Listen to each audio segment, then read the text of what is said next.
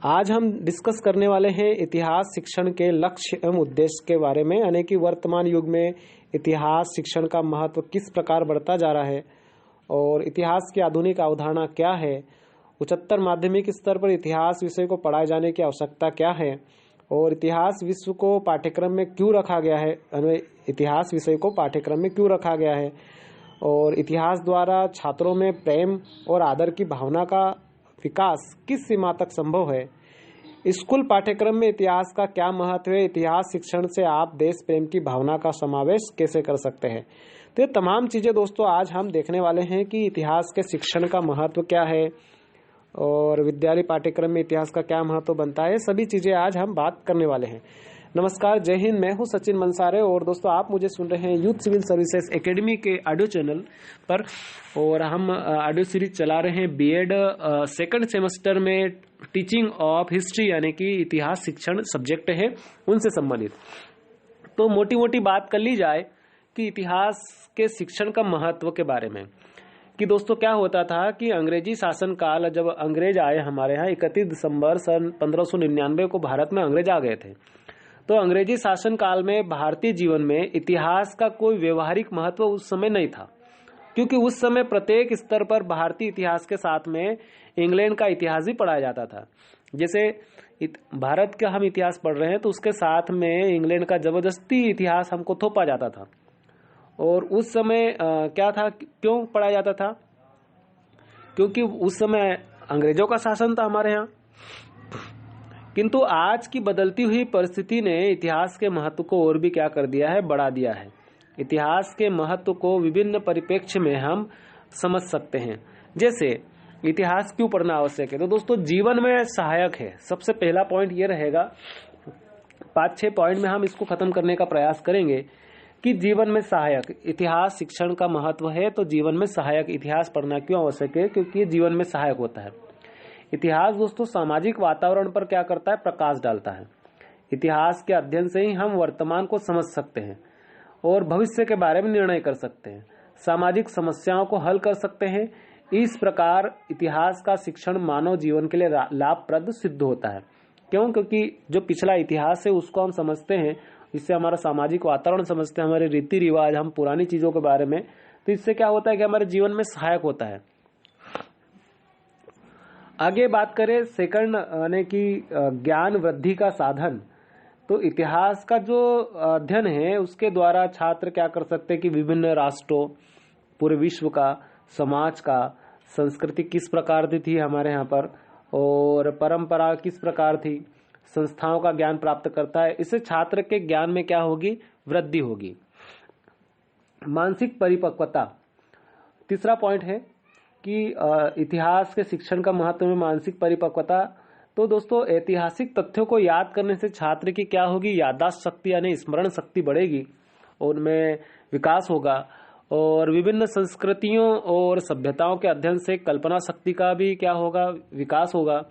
छात्र विभिन्न जैसे राजनीतिक हो गए, धार्मिक हो गए, आर्थिक एवं धार्मिक विवादों से जो ग्रस्त विषयों का क्या करेगा, अध्ययन करेगा, जिससे वह प्रतिदिन जीवन में आने वाली समस्याओं को भी क्या करेगा, सुलझाना सीख जाता है।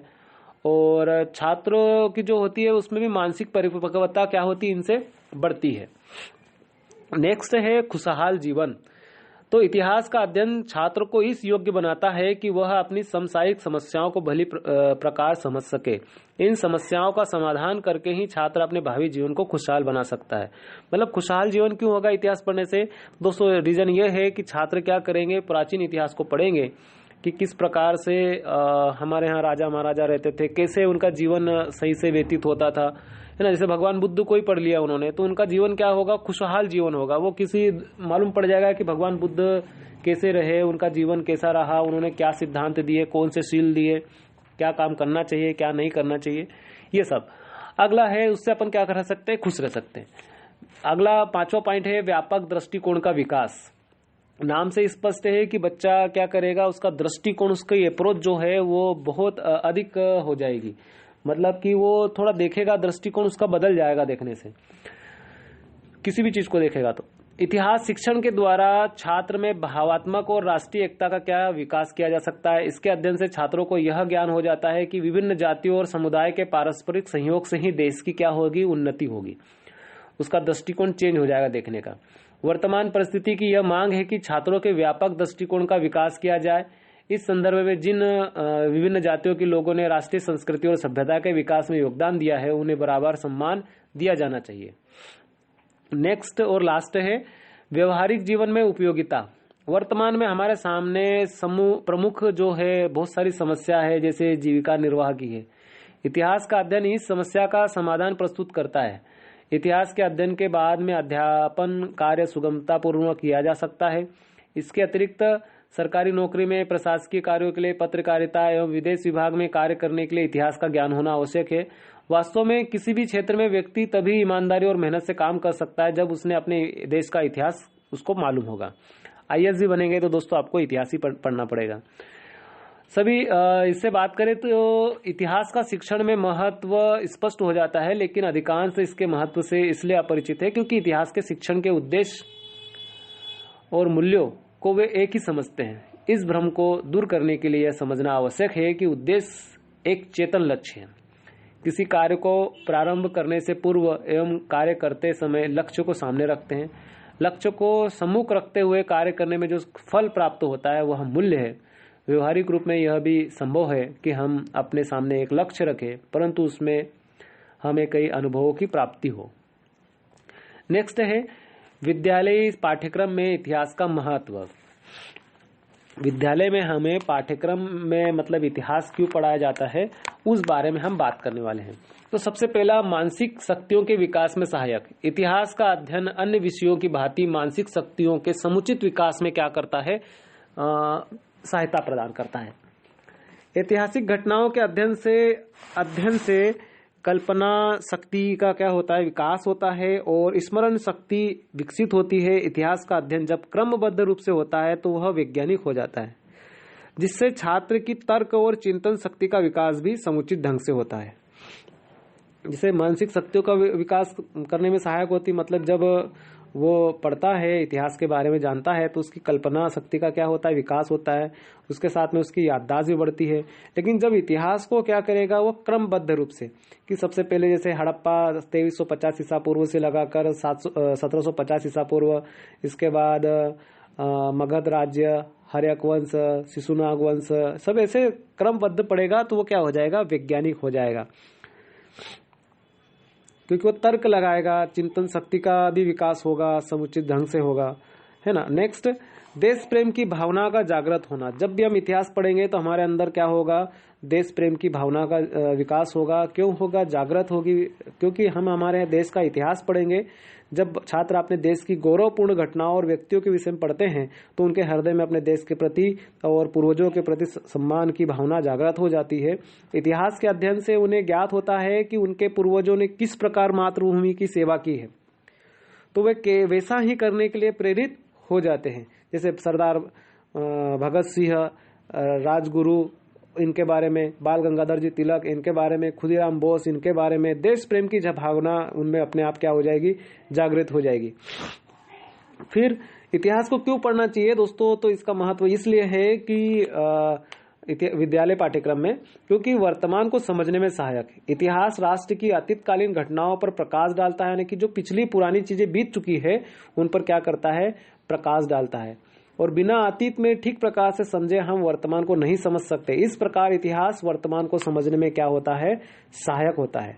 आगे फोर्थ पॉइंट है कि विद्यालय पाठ्यक्रम में इतिहास का महत्व के अंदर नैतिक महत्व। तो दोस्तों इतिहास का नैतिक महत्व भी है। इसके द्वारा छात्रों में धैर्य, सहानुभूति, कर्तव्य परायणता की भावना का विकास किया जा सकता है। छात्र विभिन्न घटनाओं का अध्ययन कर यह परिणाम निकालते हैं कि अंत में सदैव सत्य की जीत होती है और पापी अत्याचारियों का क्या होता है, विनाश होता है। ऐसे निष्कर्ष छात्रों में नैतिकता का विकास करता है। अनुशासनात्मक डिसिप्लिन वाला महत्व, अनुशासनात्मक महत्व। इतिहास शिक्षण से शुद्ध चिंतन का विकास होता है और शुद्ध चिंतन छात्रों के मस्तिष्क को अनुशासित करता है। इस प्रकार इतिहास क्या है, इतिहास शिक्षण का अपना अनुशासनात्मक महत्व भी है। सामाजिक और सांस्कृतिक महत्व। नेक्स्ट पॉइंट, इतिहास में सामाजिक और सांस्कृतिक तथ्यों पर विशेष रूप से प्रकाश डाला जाता है। इन तथ्यों को पढ़कर छात्रों को देश की सांस्कृतिक विरासत का ज्ञान होता है तथा वे अतीतकालीन सामयिक दशा से परिचित होते हैं। इस प्रकार उनमें सांस्कृतिक और सामाजिक गुणों का भी क्या होता है, विकास होता है। दूसरे, वर्तमान समाज का अध्ययन करने के लिए अतीतकालीन समाज का अध्ययन करना भी आवश्यक है। वर्तमान सामाजिक संस्थाएं किस प्रकार विकसित हुई, इसका उत्तर इतिहास देता है। नेक्स्ट पॉइंट है ज्ञानात्मक महत्व। इतिहास का क्षेत्र अत्यंत व्यापक है। यदि इस विषय को ज्ञान का विशाल सागर कहा जाए तो अनुचित न होगा। किसी भी देश का इतिहास पढ़कर छात्र वहां के राजनीतिक, सांस्कृतिक, आर्थिक विकास की राजनीति प्राप्त करके अपने सामान्य ज्ञान का क्या कर सकता है, विकास कर सकता है। इतिहास छात्रों की विभिन्न जिज्ञासाओं को तृप्त करने में भी सहायक होता है। मतलब ज्ञानात्मक, मतलब आप किसी इतिहास पढ़ेंगे तो आपके सामने कितना बड़ा धुरंधर व्यक्ति आ जाए, कुछ भी ऐसे बकवास बात करता है कि वहाँ राजा ने ये किया, वो ऐसा किया, लेकिन यहाँ पर आप क्या कर सकते हैं, अच्छे से आपको किताबी ज्ञान, अच्छे से अपने इतिहास को पढ़ा है तो उसके मत को आप क्या कर सकते हैं, फेल कर सकते हैं। उसकी जो फालतू की बातें हैं उनको दूर कर सकते हैं। अगला बात करें कि विश्व बंधुत्व की भावना का विकास। इतिहास शिक्षण यानी इतिहास को हम पढ़ेंगे तो छात्रों के दृष्टिकोण को क्या कर सकते हैं, व्यापक भी बनाता है।